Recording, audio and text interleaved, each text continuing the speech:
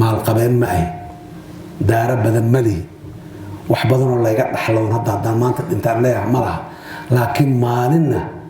irsaaqada ciriiri igama gelin reerka maanta maxay cunayaan wali kama fikirin macallin iskoolan ka soo bilaabay profession ilaa maanta madaxweyne ah maxaa ilmahaagu maanta maxaa siinaysaa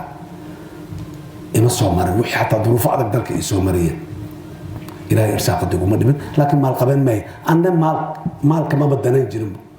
lacag haddaan xoogaa helana meelaha inta dhigtaan ilmahayga wax ku bari jiray ilmo kaloo maxaan ku raadahay qaraaba ama deris ah ama agoon ahaan yaan ku kaalmay jiray haddaan helana maal qabeen maayo hanti badan oo meel ii taallaa ma jirto qoyskayga Istanbul apartment isku malaha Nairobi apartment isku malaha aniga iyo waxaan dhalay iyo xaasaskayga midna adiko dad yar oo dhaqaalahooda oo aad iyo dakhliga soo galay yahay inay apartments meel walba iyo daar uga dhisan yihiin walaalayaal waxa ugu fiican intaas waa irsaaqada ilaah ballan qaaday si fiican hadaad ku raadisana ayadoo sahlanaad heli wiilasheediyo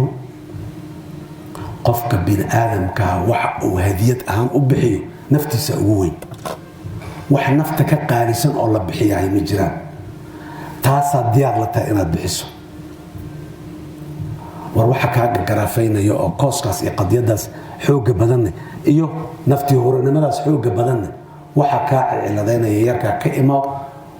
salaada waa waano dukada waxaan idin rabaa khayr badan Allah idin siiyo waa mahadsantihiin aad iyo aad ayaan ugu faraxsanahay maanta inaan idin imaado tababarka soo gasheen arkayna waa ku faraxsanahay tababar aad iyo aad u sareeyo macna leh hanti badan ay ku baxday effort badan iyo dhidid badan oo ku baxay waaye ina kamera dhalisaan rabnaa waa idinku faanaynaa markaad soo noqotaan dalka timaadaan dhawaan hadii alla xaqana waa ku kulmi doona waa idin joognaa frontigan idin la jooga ilaahay idinkiis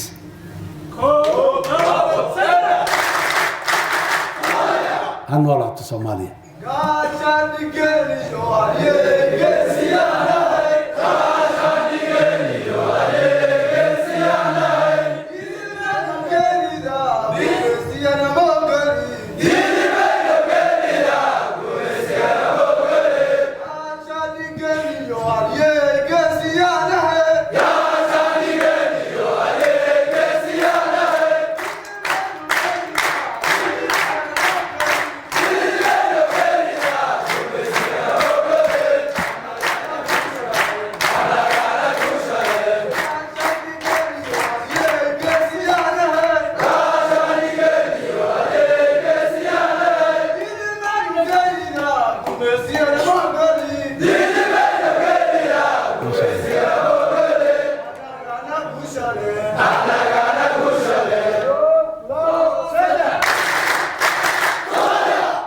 guulaysta adikana ma sha Allah